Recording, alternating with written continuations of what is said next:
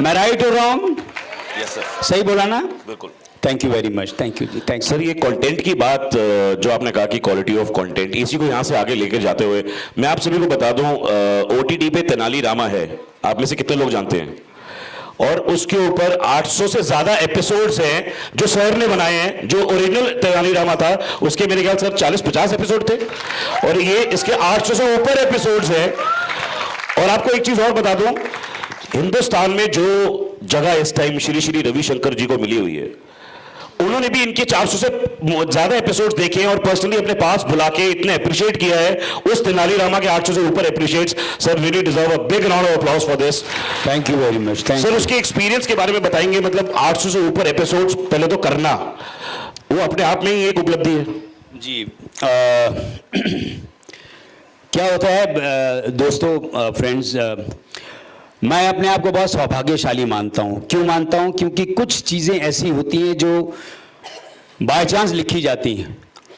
ये जो तेनाली रामा शो, जिसको शायद बहुत लोगों ने देखा है और आज भी लोग रिपीट भी बहुत देखते हैं, पूरी दुनिया में देखा है लोगों ने, बच्चे बूढ़े बुजुर्ग हर एज ग्रुप के लोगों ने देखा है, उसको सराहा है, उसको पसंद किया है।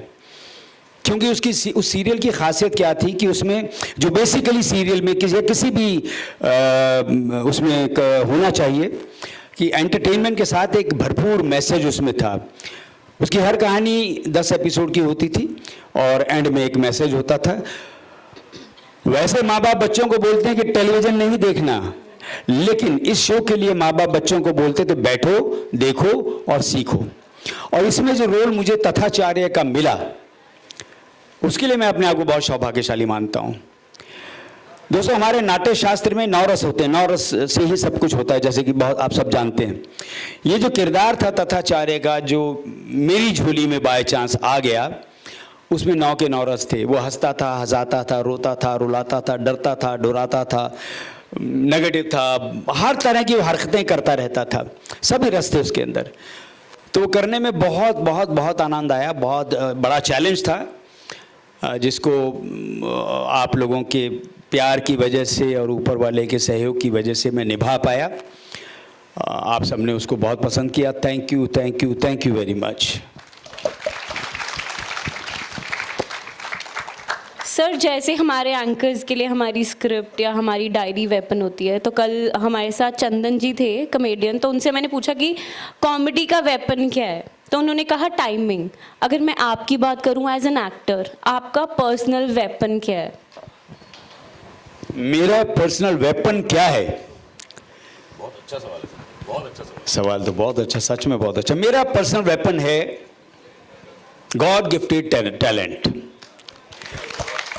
ईश्वर ने मुझे ये जो टैलेंट दिया है, मैं बहुत शर्माता था, बहुत घबराता था, मैं कांपता था कॉलेज में भी, मतलब जब मैं पढ़ता था तो मेरी हिम्मत नहीं होती थी स्टेज पे चढ़ने की। गवर्नमेंट कॉलेज कालका में मैंने बीए की, तो वहाँ पे मेरा एक मित्र होते थे विजय जोशी। वो हर साल यूथ फेस्टिवल में पार्टिसिपेट करता था और मैं हर साल कहता था कि मैं भी यूथ फेस्टिवल में पार्टिसिपेट करूँगा, और जैसे ही वो मौका आता था मैं भाग जाता था। इतना डरता था, झिझकता था। लेकिन मुझे बचपन से ही पता नहीं इतना एक रियलाइजेशन थी कि कुछ है मेरे अंदर, कुछ है। मैं हरकतें करता रहता था शीशे के सामने खड़े होकर के, अजीब अजीब सी, मतलब अकेले में। लेकिन पब्लिक के सामने आने में मुझे बहुत डर लगता था, या स्टेज पे आने से मुझे बहुत डर लगता था। तो बीए फाइनल में फिर वो दिन आ गया जिस दिन चंडीगढ़ से डायरेक्टर आने वाले थे और यूथ फेस्टिवल के लिए प्ले तैयार करना था, तो कास्टिंग होने वाली थी, वो चुनने वाले थे। तो मैंने अपने दोस्त को बोला था कि मुझे विजय जाना है, मुझे भी पार्टिसिपेट करना है। बोला भागना मत, पक्का पार्टिसिपेट करना। मैंने कहा ठीक है। तो वो टाइम आ गया, बोले चलो, सब गए। वो रूम था बहुत बड़ा, वहाँ पे सब अंदर, दरवाज़ा बंद था और अंदर डायरेक्टर साहब बच्चों से बात कर रहे थे। तो मेरा दोस्त मुझे लेके चल पड़ा और हम नीचे गए और दरवाजे के पास जाके मैंने कहा मैं नहीं जाऊँगा, मैं डर गया, फिर डर गया मैं। तो उस दोस्त ने लिटरली क्या किया, मुझे पीछे से पकड़ा और ज़ोर से धक्का दे दिया और मैं दरवाज़ा खोलते हुए धड़ाम करके अंदर गिरा। डायरेक्टर साहब बोले आप भी आ गए, आ जाइए, बैठ जाइए। और मैं डरते डरते बैठ गया। और उन्होंने मुझे कागज़ दे दिया, बोले इसको पढ़ के दिखाओ। मैंने पढ़ के दिखा दिया, मुझे वो फिर वो रोल मिल गया, वो मेन रोल मिल गया और फेस्टिवल में ले गया, वहाँ मुझे बेस्ट एक्टर का अवार्ड मिल गया। वहाँ से वो शुरुआत हुई और एमेच्योर थिएटर करना मैंने शुरू किया। करते करते करते करते फिर मुझे एक दिन रियलाइज़ हुआ कि नहीं, अब मुझे यही करना है। लेकिन उसके लिए मुझे लगा कि मुझे प्रोफेशनल ट्रेनिंग लेनी बहुत ज़रूरी है। तो मेरे मित्र ने मेरा सहयोग किया और मुझे डिपार्टमेंट ऑफ इंडियन थिएटर में एडमिशन मिल गया। मैंने डिप्लोमा किया, फिर उसके बाद मैंने एमए भी की और फिर आज आपके सामने बैठा हूँ।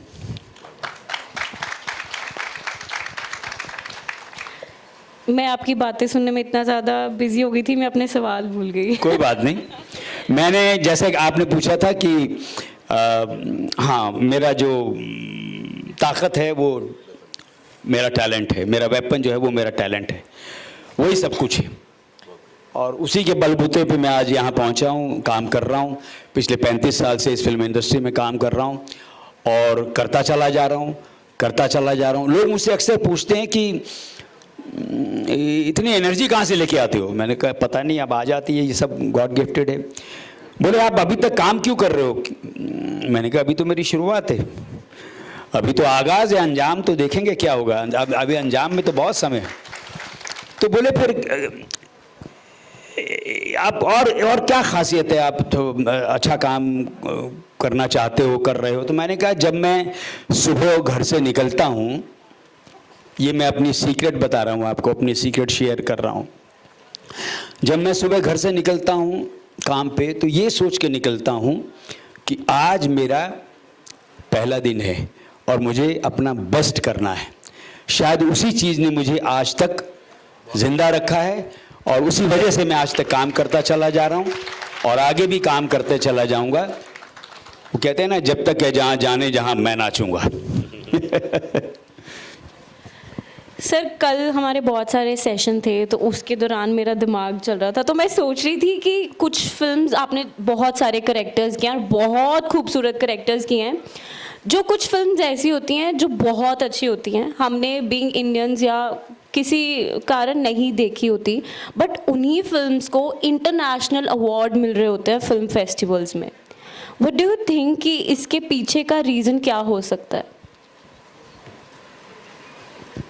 इसके पीछे का रीज़न ये होता है, मुझे लगता है कि तब पहचान नहीं मिली थी, अब पहचान मिल रही। सही बात। Agree sir, agree. सर एक और चीज़ मैं पूछना चाहूँगी कि आपने जितने करेक्टर्स किए उनके डिफरेंट शेड्स थे, हर एक करेक्टर की डिफरेंट लुक थी। आपको आपकी एक्टिंग के लिए ऑफ कोर्स बहुत सारे कॉम्प्लीमेंट मिलते हैं, हम भी वही कॉम्प्लीमेंट्स दे रहे हैं, बट आपको कभी अपनी लुक्स के लिए जो आप अपना ट्रांसफॉर्मेशन करते हो पूरा, उसके लिए अप्रिसिएशन मिलती है या लोग सिर्फ आपको आपकी एक्टिंग ही इंजॉय करते हैं? मेरा ये प्रयास होता है कि जिस तरीके का कैरेक्टर है उसमें ढल जाना, वैसा बन जाना। अब जैसे तेनाली रामा था तो मैंने अपने आप को बॉल्ड किया हुआ था। उसके बाद मैंने एक शो किया था जो बहुत पसंद किया गया, शायद आप लोगों ने भी देखा हो, सोनी सब पे एक शो आता था दिल दियां गल्लां, जिसमें मैंने सरदार जी का रोल किया था। उसके लिए मैंने अपनी दाढ़ी इतनी बढ़ा ली थी। वो ओरिजिनल थी सर? जी मेरी ओरिजिनल थी। मैं सचमुच में ही सरदार बन गया था। तो बस ऐसे ही मैं हर कैरेक्टर को निभाने की कोशिश करता हूँ। मेरी एक फिल्म थी, मैं रिक्वेस्ट करूँगा आप सबसे, वो YouTube पे आपको मिल जाएगी, वर्चस्व, जिसमें मैंने 108 साल के बुढ़े का किरदार किया था। 4 गेटअप थे उसके, 65 साल, 77 ईयर्स, 85 ईयर्स और 108 ईयर। जब वो कैरेक्टर मरा था तो उसकी 108 साल की उम्र थी और वो रियल कैरेक्टर था। ईस्टर्न यूपी का 2011 में उसकी डेथ हुई थी। इट्स ए ब्यूटीफुल फिल्म जिसमें एक एक्टर की जर्नी होती है। आपने गेटअप की बात की ना, वो 4 अलग अलग जो गेटअप हैं, तो जो 108 साल का गेटअप, मतलब 108 साल का तो मैं नहीं दिखता हूँ शायद अभी, लेकिन उसमें दिखता था। तो उसके लिए मैं 3-3 घंटे मेकअप के लिए बैठता था। वैसी पूरी लुक बनती थी मेरी। 3 घंटे मेकअप होता था और 1.5 घंटा उतारने में, मतलब 4.5 घंटे तो इसी में लगते थे। तो I share my picture with you, आप देखिएगा उसको। ज़रूर। सर आई थिंक एक्टर्स का काफ़ी ज़्यादा इन्फ्लुएंस रहता है हमारे यूथ पे, हमारी कंट्री पे। ऐसी आप भी बहुत सुर्खियों में रहे हैं आपकी आपकी काम की वजह से, स्पेशली 1990 पार्लियामेंट में आप बहुत सुर्खियों में रहे हैं। तो सर उसके बारे में कुछ बताएंगे कि मतलब इन्फ्लुएंस कितना बड़ा रोल प्ले करता है, और कभी कभार सही चीज़ें होती हैं, कभी कभार गलत चीज़ें पड़ती हैं, और आपका इन्फ्लुएंस बहुत ज़्यादा रहा था 1990s में, स्पेशली पार्लियामेंट के ऊपर। कुछ कैरेक्टर्स ऐसे हो जाते हैं, कुछ चीज़ें ऐसी हो जाती हैं जो एब्सोल्युटली जिनका इन्फ्लुएंस होता है ऑडियंस के ऊपर। किसी भी किरदार का प्रभाव तो ऑडियंस पर पड़ता ही है, अच्छा बुरा, नेगेटिव पॉजिटिव। ऐसे ही जितने भी किरदार मैंने किए हैं उसका कुछ ना कुछ इन्फ्लुएंस तो ऑडियंस पर पड़ा ही होगा। आई एम राइट और रॉन्ग? पड़ता है ना, है ना? आप या तो गाली देते हैं या ताली देते हैं, दोनों में से एक चीज देते हैं ना, तो इन्फ्लुएंस तो है और क्या है। Kajal, can we have the AV? मैं आप सबको एक स्क्रीनशॉट दिखाना, एक छोटा वीडियो दिखाना चाहता हूं सर का, और उसके बाद में सर से वो सवाल पूछूंगा। Kajal, can we have the AV please?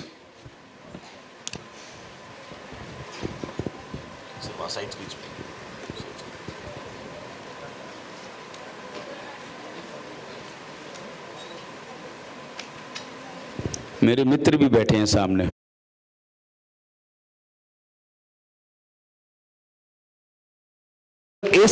इस सीन को करते हुए आपके साथ आपका एक दुर्घटना हुई थी सर। हम पहले उसके बारे में हम चाहेंगे कि आप रूबरू हमारी ऑडियंस को बताएं, और उस इंसिडेंट्स की वजह से और क्या उसकी क्या क्या एक एज एन एक्टर को क्या क्या स्ट्रगल करना पड़ता है, तो सर वो आपसे जानना चाहेंगे।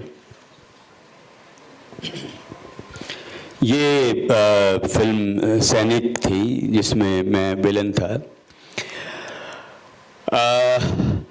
किसी भी इंसान की ज़िंदगी में सुखद दुखद घटनाएं होती हैं जिसका असर उसके जीवन पर पड़ता है, उसके कैरियर पर पड़ता है।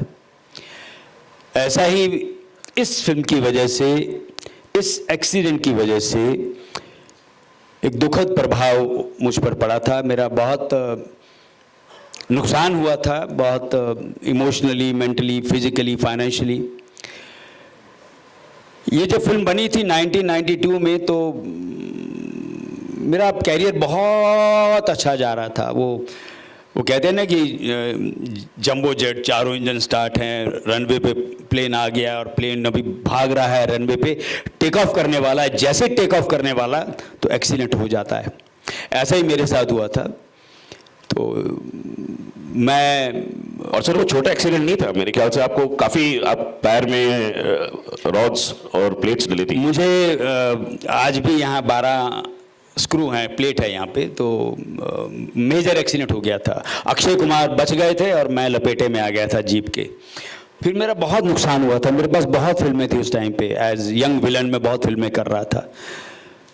फिर मैं बेड पे चला गया, बेड पे पड़ा रहा। लेकिन फिर मेरे ही दूसरे किसी प्रोड्यूसर ने मुझे उठा दिया था बेड से। मेरे लिए एक ख़ास तौर पे वो कैरेक्टर लिखा गया था। आपको याद होगा एक शो आया था जुनून, उसमें मेरे लिए वो ख़ास तौर पे वो रोल लिखा गया था, एक handicap father on wheel chair.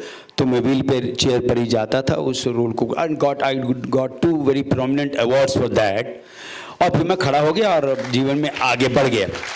लेकिन अगर उस वक्त मैं हिम्मत हार गया होता। मैं ये कहानी बताने के पीछे मेरा मोटिव क्या है, मेरी मंशा ये है कि जीवन में कभी भी कुछ भी हो जाए, हिम्मत मत हारिए। हिम्मत हारेंगे तो गड़बड़ हो जाएगी। अगर आपने हिम्मत नहीं हारी तो आप निकल पड़ेंगे। वैसे ही मैंने किया, मैं फिर से खड़ा हो गया। आज मैं काम कर रहा हूँ, फिल्में भी कर रहा हूँ, वेब सीरीज़ भी कर रहा हूँ, टेलीविज़न भी कर रहा हूँ। लेकिन वो दौर बहुत ख़राब दौर था मेरे लिए, किसी भी एक्टर के लिए। मतलब आप यू कैन इमेजिन कि आप इंडस्ट्री में कहाँ पहुँचने वाले हैं और अचानक आप कहाँ पीछे रह जाते हैं। फिर से आप खड़े होते हैं, फिर से आप उस दौड़ में हिस्सा लेते हैं और दौड़ते दौड़ते दौड़ते दौड़ते दौड़ते दौड़ते किसी न किसी मुकाम तक पहुँच जाते हैं जहाँ आज मैं पहुँचा हूँ। सर आपने बहुत सरलता से कह दिया कि वो आपके लिए टाइम खराब था उस टाइम पे जब आपका एक्सीडेंट हुआ था, जिसकी वजह से आई थिंक शूटिंग भी 3-4 महीने डिले हुई थी सैनिक की। बट आपको बता दूं कि जो इन्फॉर्मेशन हमारे पास है सूत्रों द्वारा, सर उस टाइम उस पीक पे थे कि सर के पास ऑलमोस्ट 12 मूवीज थी जो सर को छोड़नी पड़ी अपने अपने पीक टाइम पे।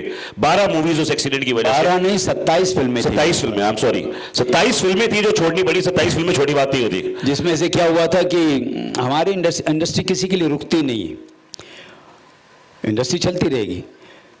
तो उसमें से कई फिल्मों का साइनिंग अमाउंट मुझसे कुछ प्रोड्यूसर्स ने मांग लिया था, मैंने दे दिया था। कुछ फिल्में फलां विलेन को चली गई थी, कुछ फिल्में फलां विलेन को चली गई थी, कुछ किसी को चली गई थी। 2-4 ने वेट किया था जो मेरे हिस्से में रह गई थी। बट कोई बात नहीं, it's part and parcel of life. I am happy, I am so happy, I am very thankful to God. God is very kind. Sir आपकी बात सुन के मैं एक चीज़ पूछना चाहूँगी। मैंने बहुत सारे वर्सेटाइल एक्टर्स और एक्ट्रेसेस से पूछा है, बट सबने डिनाई किया है। But again I will dare to ask you कि मैं जो वर्सेटाइल एक्टर्स होते हैं उनको कंपेयर करती हूँ सोल्जर से, कि versatile actor is none less than a soldier. Of course soldiers की अपनी जर्नी होती है, बट ऑफ कोर्स जैसे आपने बताया यू हैव प्लेड करेक्टर्स, आपको इंजरीज हुई बट स्टिल आपने, है ना, गिव अप नहीं किया। So still I will compare you to a soldier, क्योंकि सोल्जर की एक अपनी जर्नी होती है, वो हमें बचाने के लिए खड़ा होता है। But when it comes to actor, आपने हमें एंटरटेन करने के लिए अपनी हेल्थ की परवाह ना करते हुए दोबारा खड़े हुए। Thank you so much. आप इस चीज़ से अग्री करेंगे कि actor can compare to a soldier? Of course journey side 101%। वो मेरे थिएटर का सहयोगी सामने बैठे हैं, वो भी यही बात करेंगे। एक्टर को एक फौजी की तरह हमेशा तैयार रहना चाहिए, और ख़ास तौर से हमारी इस फिल्म इंडस्ट्री में तो मैं ये हमेशा कहता हूँ कि फौजी की तरह तैयार रहो, वेपन अपने तैयार रखो, एकदम अलर्ट रहो। कभी भी आपको ऑर्डर मिल सकता है कि अटैक, और आपको अटैक करना है और आगे बढ़ जाना है। ऐसा ही है, कभी भी आपको मौका मिल सकता है इस फिल्म इंडस्ट्री में। इसी वजह से सालों साल लोग स्ट्रगल करते रहते हैं कि एक दिन वो आएगा, एक दिन वो आएगा। वो आशावादी होना बहुत ज़रूरी है, और ज़रूर आता है वो दिन, ज़रूर आता है अगर आपके इरादे बुलंद हैं, आप मेहनत करते हैं, आप नेकी के रास्ते पे चलते हैं, आप अपने आप को एनालाइज करते हैं, तो वो अवसर अवश्य आता है। आज तक सबने डिनाई किया है मेरा ये वाला जो फ्रेज है, but I am very happy कि आपने इसको, है ना, अप्रूव कर दिया है। अगेन आज आशु बहुत खुश है सर, पहली बार किसी ने हाँ बोल दिया। यस, हाँ ऑफ कोर्स, मैंने आई हैव बीन, देखिए हर किसी की अपनी मान्यता होती है। मैं इस बात को मानता हूँ, आप कुछ और मानते होंगे, आप कुछ और, आपके विचार कुछ और होंगे, आपके बहुत विचार कुछ और एक्टर्स होंगे। ऑफेंड भी हुए हैं सर ये मेरी फ्रेज सुन के कि नहीं, how can you compare us with soldier. Yes, but shades of life. Yes, क्योंकि हमारे यहाँ तो पहले तो बहुत कहावत थी हमारी फिल्म इंडस्ट्री में कि एक फ्राइडे को धड़ाम गिरता है और अगले फ्राइडे को धड़ाम ऊपर चला जाता है। यही होता है हमारी फिल्म इंडस्ट्री में, एक फिल्म एक किरदार शूट कर जाता है आदमी आगे। शुक्र ग्रह फ्राइडे। ओके सर, आपने जो करेक्टर्स किए हैं, अगर मैं पूछूं कि आप अपने करेक्टर्स में से रियल लाइफ में अगर एक करेक्टर रिलिव करना चाहते हैं, जीना चाहते हैं, वो करेक्टर जो आप असलियत में नहीं जी पाए, वो कौन सा करेक्टर होगा? अनेक मैंने किरदार निभाए हैं। मैं हमेशा मजाक में बोलता रहता हूँ कि जो ईश्वर ने जो टैलेंट की टोकरी दी है उसमें नेगेटिव, पॉजिटिव, बुढ़ा, जवान, कॉमेडी, एंकरिंग, मॉडलिंग सब है। तो मैं सब करता रहता था, सब करता रहता हूँ और आगे भी वैसे ही करता रहूँगा। तो मैं अभी क्या है, अभी कई बार बहुत चैलेंजिंग किरदार आ जाते हैं कि, और मैं हमेशा अपने दोस्तों को, मित्र डायरेक्टर को, प्रोड्यूसर जो मेरे मित्र हैं, उनको हंसते हंसते ये बात कहता हूँ कि आपकी फिल्म में जो सबसे मुश्किल किरदार हो ना, वो मुझे करने को देना, क्योंकि मुझे टेढ़े किरदार करने में बहुत मज़ा आता है। कोशिश तो करनी चाहिए ना, अच्छे टेढ़े मेढ़े किरदार करो। अब कभी आप नाकामयाब होंगे, कभी आप कामयाब हो जाएंगे। मुझे अक्सर यही बोलते हैं, अरे आपने तथाचार्य का तो बड़ा अच्छा किरदार निभाया, कैसे निभाया, क्या किया। तो मेरा वही था कि भैया ये एक बहुत ही टेढ़ा रोल है, उसको मैंने निभाया और उसको भर भर के डोगरी प्यार मिला लोगों से। ऐसे ही मैं प्रयास करता रहता हूँ। तो मुझे मैं अभी यहाँ भविष्य में कुछ यहाँ से डायरेक्टर भी निकलेंगे, कुछ राइटर्स भी होंगे जो लिख रहे होंगे, तो मेरी पंजाबी सिनेमा भी करना चाह रहे होंगे। तो मैं ये रिक्वेस्ट करूँगा कि आपकी स्क्रिप्ट में जो सबसे मुश्किल किरदार है वो मुझे ज़रूर दीजिएगा। मैं उसको निभाने की कोशिश करूंगा और बहुत अच्छा करने की कोशिश करूंगा, ये मेरा वादा है। सर इसी के साथ आप पंजाबी सिनेमा को और करना चाहेंगे गोइंग फॉरवर्ड? पंजाबी सिनेमा तो मैं करना चाहता हूं, पंजाब वाले मुझे याद नहीं करते हैं, पता नहीं क्यों। उनको लगता है बॉम्बे से बुलाना पड़ेगा शायद, इसलिए मजाक है ये। अभी मैंने फिल्म की थी एक पीटीसी की, शायद कुछ लोगों ने देखी हो। वो सिनेमा में आने चाहिए थे लेकिन कोरोना के कारण वो नहीं आ पाई थी, तो वो पीटीसी ऐप पर रिलीज हुई थी। पहले उसका नाम था वेंगड़ दी वोटी, बाद में उसका नाम बदल दिया गया था, उसका नाम था सीतो मरजानी। देखिए किसी ने सीतो मरजानी? कुछ लोगों के हाथ खड़े हुए हैं। तो बस वो किरदार बहुत बेहतरीन किरदार था जो मैंने वेंगड़ बाबू का किरदार किया था। तो मैं वैसे ही किरदार करना चाहता हूँ पंजाबी सिनेमा में। अभी वो चीज़ मैं सामने लाऊंगा नहीं, रिवील नहीं करूँगा। हाँ, 2 पंजाबी फिल्मों में बातचीत चल रही है, अच्छी फिल्में हैं, अच्छे किरदार हैं, तो मैं ज़रूर निभाऊंगा, अच्छे से निभाऊंगा। और एक और मैं बताना चाहूँगा कि मैं एक और बहुत बेहतरीन वेब सीरीज़ कर रहा हूँ, जिसके लिए मुझे 4-5 महीने वेट भी करना पड़ा था, वो थोड़ा सा लेट हो गई थी और दाढ़ी भी मैंने होल्ड रखी हुई थी उसकी वजह से, लेकिन अभी मुझे किसी फिल्म के लिए काटनी पड़ी। वो बहुत ही बेहतरीन एक वेब सीरीज आ रही है जो पंजाबी फैमिली के ऊपर है, दिल्ली पंजाबी राजौरी गार्डन की फैमिली के ऊपर। ज़्यादा चीज़ें मैं अभी रिवील नहीं कर सकता हूँ, उसका भी आप इंतज़ार कीजिएगा। Very interesting and challenging character. We are waiting sir. Sir अभी आपने जैसे बताया कि एक आपने करेक्टर अबव 100 इयर्स का किया है। सो यहाँ पे स्टूडेंट्स हैं मीडिया फील्ड से, बट अनफॉर्चुनेटली मीडिया फील्ड में मेकअप एज सब्जेक्ट नहीं होता, बट आपने थिएटर किया है जिसमें आई होप कि मेकअप एज सब्जेक्ट आता है। तो उस सब्जेक्ट में मी बीइंग अ गर्ल है ना, बहुत क्यूरियस हूँ कि वो सब्जेक्ट में आपको कैसे पढ़ाया जाता है। एंड जब एक एक्टर होता है अगर उसका मेकअप आर्टिस्ट नहीं आता, हाउ डू यू मैनेज? बड़ी अच्छी बात पूछी है आपने। बेसिकली थिएटर से हूँ तो मेकअप सिखाया जाता है वहाँ पे थिएटर में, और हम खुद किया करते थे थिएटर में मेकअप। और फिर सिनेमा में चले गए तो वहाँ पे अलग अलग किरदार निभाते रहे, अलग अलग मेकअप मैन, बहुत अच्छे अच्छे हमारी फिल्म इंडस्ट्री के बड़े सीनियर मेकअप मैन हुए, उनके साथ उनके अंडर काम करने का मौका मिला, उन्होंने मेकअप भी किया, वहाँ से कुछ सीखा। तो करते करते करते करते मुझे मेकअप की बारीकियाँ पता चल गई हैं। अभी नॉर्मल मेकअप मैं खुद ही कर लेता हूँ, मुझे बहुत आनंद आता है, अपने आप ही मैं हाथ चला लेता हूँ। वैसे भी मेकअप मैं बहुत कम करता हूँ, लेकिन जितना भी करता हूँ मैं खुद कर लेता हूँ। और जहाँ पे सवाल आता है गेटअप का, तो जब मेकअप मैन गेटअप कर रहा होता है तो मैं पूरी कोशिश करता हूँ कि मेरी तरफ से भी कंट्रीब्यूट उसमें हो। क्यों? क्योंकि मैं मेकअप जानता हूँ।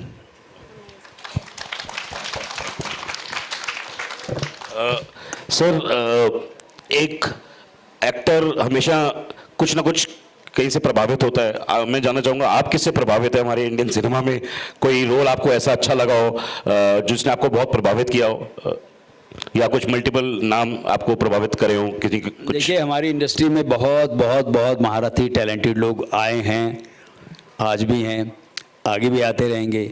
आने वाले भविष्य में से यहीं से कोई 2-4 पता चला इंडस्ट्री में उन्होंने झंडे गाड़ दिए, ये सब चलता रहेगा।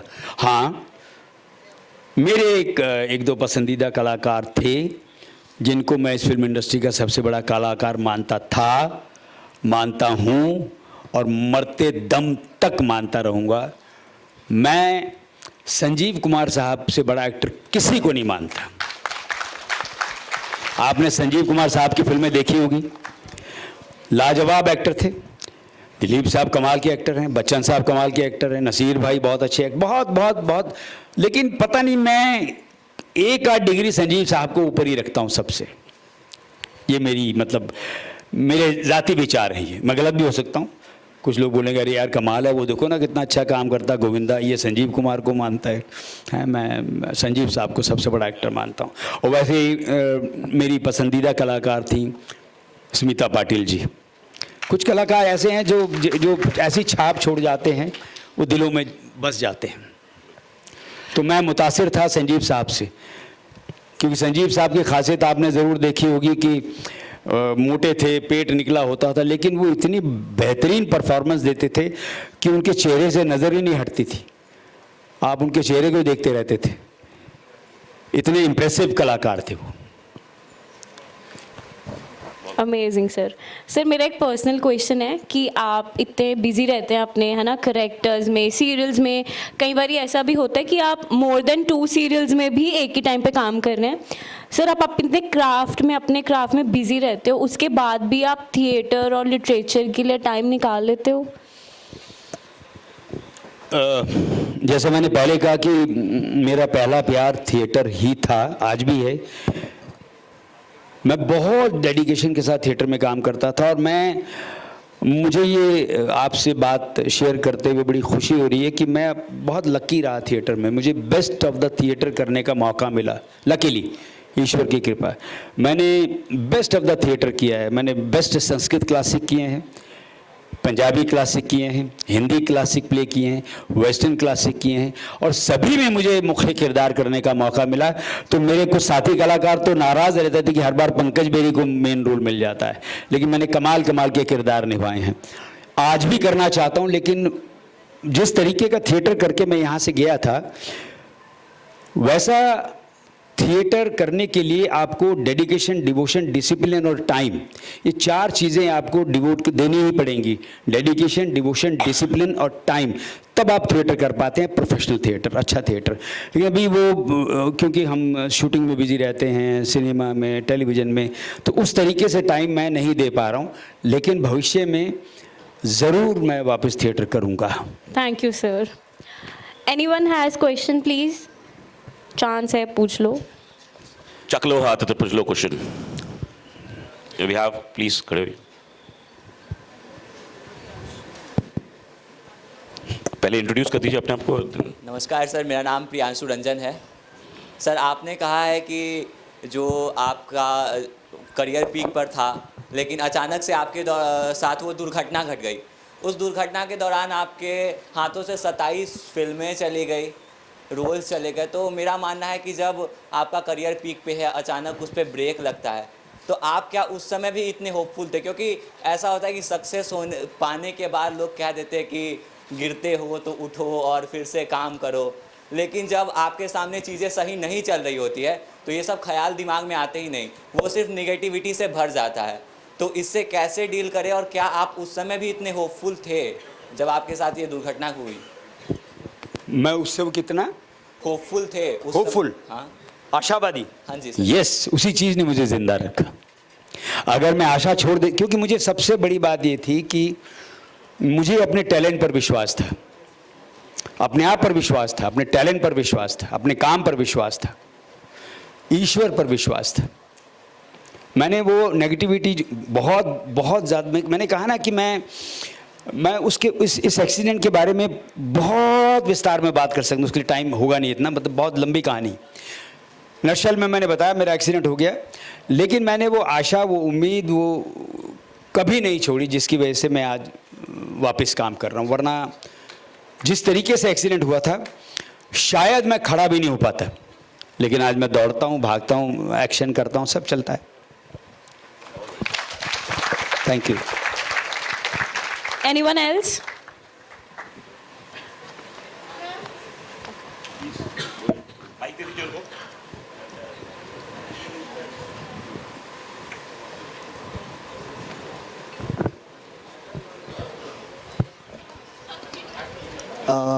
सर क्वेश्चन कि आपने जैसे स्टेट किया प्रीवियसली कि आप थिएटर में भी बहुत ही एविडली पार्टिसिपेट करते थे, कमर्शियल मतलब कि बहुत सारा आपने काम किया है। व्हाट वुड यू से कि सबसे मेन डिफरेंस थिएटर वाली एक्टिंग एंड कमर्शियल एक्टिंग में? एक बार क्वेश्चन दोबारा रिपीट करेंगे आप? सर आपने बोला कि आप एक बहुत ही एविड, आगे बुला रहे हैं, आ जाओ, आगे आके बोल दो। सर वो पूछ रहे हैं कि difference between commercial acting and theatre acting. Difference between commercial acting and theatre acting. Oh, theatre करना सबसे मुश्किल काम है, कमर्शियल एक्टिंग तो करते रहेंगे। ये जो कैमरा लगा है, रीटेक पे रीटेक होंगे, 1 retake, 2 retake, 10 retake, 15 retake, 50 retake, गधे को खड़ा कर देंगे कैमरे के सामने कि घोड़े की तरह हिनहिना, तो 70-80 टेक में वो एक टेक घोड़े की तरह हिनहिना देगा और वो स्क्रीन पे आ जाएगा, लोग ताली मारेंगे, वाह क्या काम कर दिया। लेकिन थिएटर करना is the toughest job. Theatre बहुत मुश्किल काम है। आप जब स्टेज पे होते हैं तो आप राजा होते हैं, सब कुछ आपको करना है, गलत कर दिया तो आपको कैसे संभालना है। वहाँ रीटेक नहीं होता, कोई कट नहीं होता कि मैं अरे 1 मिनट मैं और जी मुझसे गलती होगी मैं वापस करूँगा, पब्लिक बोलेगी जूता मारेगी, भगाएगी पब्लिक। नहीं, theatre is the toughest job. बहुत मुश्किल काम है थिएटर में काम करना। मैं तो कहता हूँ मैं तो मजाक में इंडस्ट्री के एक्टर्स को भी कहता हूँ बिना नाम लिए कि आओ एक बार थिएटर पे आ जाओ, करके दिखाओ थिएटर। रीटेक तो 200 कर लो, ओके टेक तो मिल ही जाएगा, है कि नहीं? करेक्ट? Anyone else?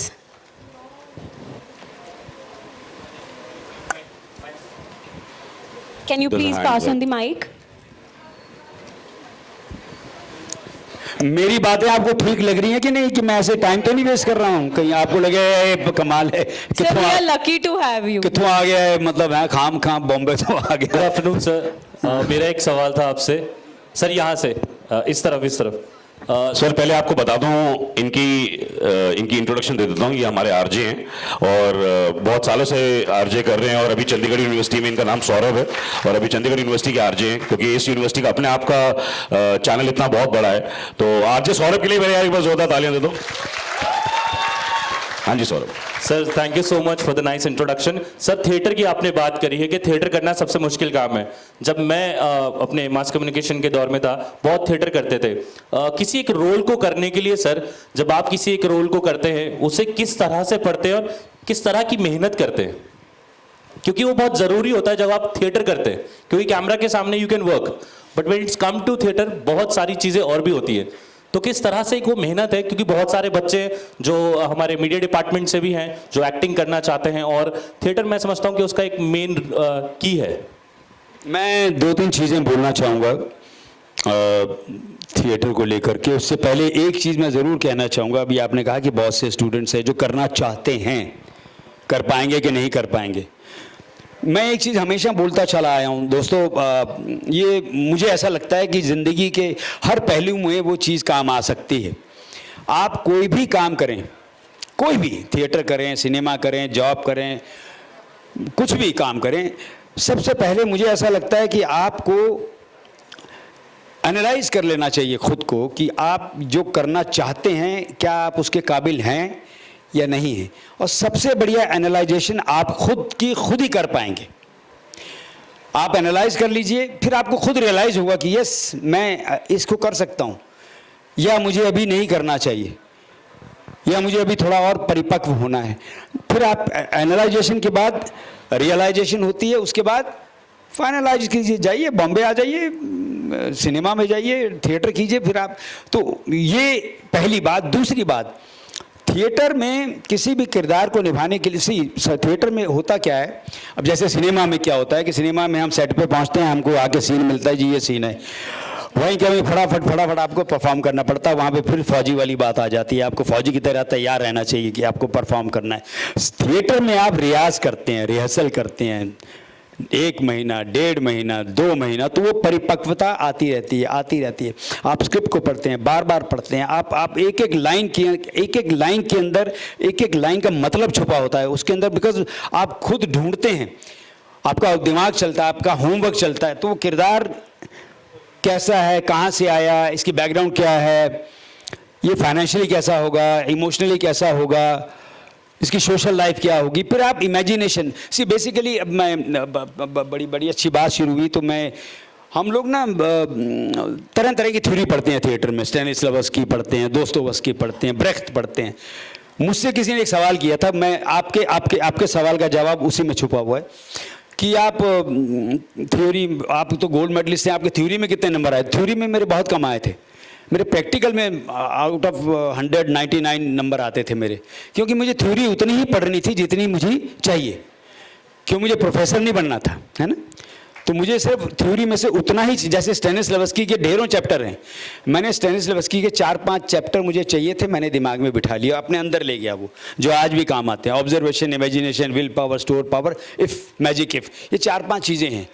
तो ये थिएटर में भी आपको काम, थिएटर नेचुरली, थिएटर स्टेनिस्लावस्की उन्होंने जो ये थ्योरी थिएटर के लिए लिखी, तो वहाँ से आप किसी भी किरदार को निभाने में आसानी हो जाती, चाहे वो आप सिनेमा में कर रहे हैं, चाहे वो थिएटर में कर रहे हैं। Correct? Thank you. Okay, if we don't have any further questions, then probably okay. We'll take one last. Yeah, please. जय श्री राम सर जी। जय श्री राम। सर जी मेरा क्वेश्चन तो नहीं है, बट मेरी एक मतलब एक इच्छा है सर। मतलब जैसे आपने कई सारे उसमें काम किया है, चाहे वो एपिसोड्स हो गए, चाहे वो फिल्म्स हो गई। सर मैंने आपका एक एपिसोड का रोल देखा था सर। क्या सर आप वो मतलब ऐसे डायलॉग दोबारा बोल सकते हो सर? कौन सा डायलॉग? लड्डू गोपाल बाल गोपाल करके था उस एपिसोड में जिसमें आपने काम किया था। गोपाल करके कुछ, बाल गोपाल करे धमाल, यस सर। कि ब्रिज के गोपाल? सर लड्डू गोपाल बाल गोपाल ऐसे ही करके कुछ था सर। वो डायलॉग क्या था? मुझे सर वो डायलॉग ऐसा था कि देखिए मैं कहूँगा आपको कुछ, आप बुरा मान जाओगे, पर मैं कहूँगा ज़रूर, ऐसे ही कर ही था कुछ आपका वो डायलॉग। अच्छा, बाल गोपाल करे धमाल, हाँ Yes, sir. हाँ, मैं कहना तो नहीं चाहता लेकिन कहूँगा जरूर। Yes sir. हाँ, वो समझ गया। देखिए आप मैं चुप रहूँगा, लेकिन चुप रहूँगा नहीं, क्योंकि कहूँगा जरूर। ऐसा ही था ना कुछ? Yes, sir. कि हर बात का उल्टा। अच्छा हाँ, ये एक सच्चे कलाकार की वो है भाई। तुमने क्वेश्चन ऐसा पूछ लिया था, उनको ऐसे दुविधा में डाल दिया था। तुमने कल दोपहर में 12 बजे किससे क्या बात कही थी, याद रहेगी? तो आप तुम एक्सपेक्ट कर रहे हो कि खुशी इस बात की है, डायलॉग बोलना। खुशी इस बात की आपको इतना पुराना वो सीरियल, उसका डायलॉग भी है। बहुत बढ़िया। God bless you. तो सर इसी के साथ एक बार जोरदार तालियां हो जाए पंकज बेरी साहब के लिए, हमारे बीच आए। जी, इनका एक और क्वेश्चन ले लेते हैं उससे पहले, प्लीज।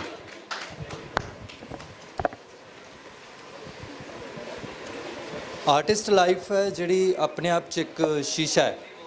ਸਮਾਜ ਆਪਦੇ ਆਪ ਨੂੰ ਉਹ ਸ਼ੀਸ਼ੇ ਦੇ ਵਿੱਚ ਦੇਖਦਾ ਹੈ। ਆਰਟਿਸਟ ਲਾਈਫ ਹੈ ਜਿਹੜੀ ਉਹ ਇੱਕ ਸ਼ੀਸ਼ਾ ਹੈ। ਇੰਡਸਟਰੀ ਦੇ ਵਿੱਚ ਚਾਹੇ ਉਹ ਥੀਏਟਰ ਹੈ, ਚਾਹੇ ਉਹ ਫਿਲਮ ਇੰਡਸਟਰੀ ਹੈ, ਚਾਹੇ ਥੀਏਟਰ ਆਰਟਿਸਟ ਕੋਈ ਐਕਟਰ ਹੈ, ਚਾਹੇ ਫਿਲਮ ਐਕਟਰ ਹੈ, ਚਾਹੇ ਥੀਏਟਰ ਡਾਇਰੈਕਟਰ ਹੈ, ਚਾਹੇ ਫਿਲਮ ਡਾਇਰੈਕਟਰ ਹੈ, ਚਾਹੇ ਉਹ ਪ੍ਰੋਡਿਊਸਰ ਹੈ, ਜਾਂ ਓਵਰਆਲ ਕੋਈ ਵੀ ਆਰਟਿਸਟ ਲੈ ਲਓ, ਹਰੇਕ ਦੀਆਂ ਕੁਝ ਜ਼ਿੰਮੇਵਾਰੀਆਂ ਹੁੰਦੀਆਂ ਸਮਾਜ ਦੇ ਪ੍ਰਤੀ। ਤੁਹਾਨੂੰ ਕੀ ਲੱਗਦਾ ਕਿਹੜੀਆਂ ਜ਼ਿੰਮੇਵਾਰੀਆਂ ਉਹ ਹੋਣੀਆਂ ਚਾਹੀਦੀਆਂ? ਤੇ 40 ਤੋਂ 45 ਸਾਲ ਸ਼ਾਇਦ ਤੁਹਾਨੂੰ ਇੰਡਸਟਰੀ ਦੇ ਵਿੱਚ ਕੰਮ ਕਰਦਿਆਂ ਨੂੰ ਹੋ ਗਏ ਆ, ਤੇ ਤੁਸੀਂ ਕੀ ਲੱਗਦਾ ਤੁਹਾਨੂੰ ਕਿਹੜੀਆਂ ਜ਼ਿੰਮੇਵਾਰੀਆਂ ਤੁਸੀਂ ਨਿਭਾਈਆਂ ਜਾਂ ਨਿਭਾ ਰਹੇ ਹੋ? ਜਾਂ ਇੱਕ ਆਰਟਿਸਟ ਦੇ ਵਿੱਚ ਮੇਰਾ ਸਵਾਲ ਮੇਨ ਇਹੀ ਹੈ ਕਿ ਕਿਹੜੀਆਂ ਜ਼ਿੰਮੇਵਾਰੀਆਂ ਸਮਾਜ ਦੇ ਪ੍ਰਤੀ ਹੋਣੀਆਂ ਚਾਹੀਦੀਆਂ? Thank you. बड़ा चंगा सवाल किया जी तुसी। एक आर्टिस्ट चाहे किसी भी फील्ड तो होवे, ਉਹਦੀ ਜ਼ਿੰਮੇਵਾਰੀ ਹੁੰਦੀ ਹੈ how he can contribute for the society वास्ते मैं की कंट्रीब्यूशन मेरी हो सकती है एक कलाकार के नाते, वो मैं जरूर पूरी करने की कोशिश कर रहा। वो कंट्रीब्यूशन की होंदी है गुड फिल्म्स, गुड मैसेज, इस तरह ਦੀਆਂ ਗੱਲਾਂ ਜਿਸ ਤੋਂ ਲੋਕੀ ਕੁਝ ਸਿੱਖਣ, ਕਿਉਂਕਿ ਆਰਟਿਸਟ ਜਿਹੜੇ ਹੁੰਦੇ ਨੇ ਨਾ ਉਹ ਇੱਕ ਮਾਡਲ ਬਣ ਜਾਂਦੇ ਨੇ, ਜਿਸ ਤਰ੍ਹਾਂ ਤੁਸੀਂ ਕਿਹਾ। ਐਂਡ ਸਰ ਐਵੇਂ ਜੇ ਫਿਲਮ ਫੈਸਟੀਵਲਸ ਜਿੱਥੇ ਤੁਸੀਂ ਯਾਰ ਖੜੇ ਹੋਏ ਹੋ, ਐਵੇਂ ਜੇ ਫਿਲਮ ਫੈਸਟੀਵਲਸ ਜਿੱਥੇ ਤੁਸੀਂ ਸਪੈਸ਼ਲੀ ਆਏ ਹੋ ਇਹਨਾਂ ਨੂੰ ਗਾਈਡ ਕਰਨ ਲਈ, ਇਹ ਵੀ ਸਮਾਜ ਨੂੰ ਇੱਕ ਮੈਸੇਜ ਦੇਣ ਵਾਲੀ ਗੱਲ ਹੈ। Yes am trying my best to contribute. ਜਿਹੜੀ ਮੇਰੀ 35 ਸਾਲ ਦੀ ਜਰਨੀ ਵਿੱਚ ਮੈਂ ਬੜੀ ਵਾਰੀ ਕੋਸ਼ਿਸ਼ ਕੀਤੀ ਹੈ, ਬਿਕਾਜ਼ ਅਸੀਂ ਕੀ ਕੋਸ਼ਿਸ਼ ਕਰਦੇ ਹਾਂ ਜਦ ਇਸ ਸਿਨੇਮਾ ਦੇ ਮਾਧਿਅਮ ਨਾਲ ਜਾਂ ਟੈਲੀਵਿਜ਼ਨ ਦੇ ਮਾਧਿਅਮ ਨਾਲ ਜਾਂ OTT ਦੇ ਮਾਧਿਅਮ ਨਾਲ, we have to entertain people, but we have to entertain them with a message. End of the day, a good message has to go in the society कि हमें ये काम नहीं, हम कुछ ऐसी नेगेटिव चीज़ें दिखाते हैं। क्यों दिखाते हैं? कि हमें अपनी ज़ाती लाइफ में ये काम नहीं करना है। हम बहुत पॉजिटिव चीज़ें दिखाते हैं, जिसका मतलब ये कि हमें ज़ाती लाइफ में ये चीज़ें अप्लाई करनी है। That's it. ऑलराइट, सो एक बार जोरदार तालियां हो जाए पंकज बेरी साहब के लिए। अब मैं बुलाना चाहूंगा हमारे film festival director Rajesh ji, please एक बार ऊपर आ जाएं। एंड प्रोफेसर सर प्लीज ऊपर आ जाइए, क्योंकि हमारे सर स्क्रीनिंग हुई थी यहाँ पे, कुछ डायरेक्टर्स हमारे बीच में हैं जिन मूवीज की स्क्रीनिंग हुई थी। ओवर टू यू बच्चा। So, firstly, let's have a huge round of applause for the great movies. I would like to call the directors one by one. So, first we have Abhishek Mani, sir, for the movie Actor Wanted.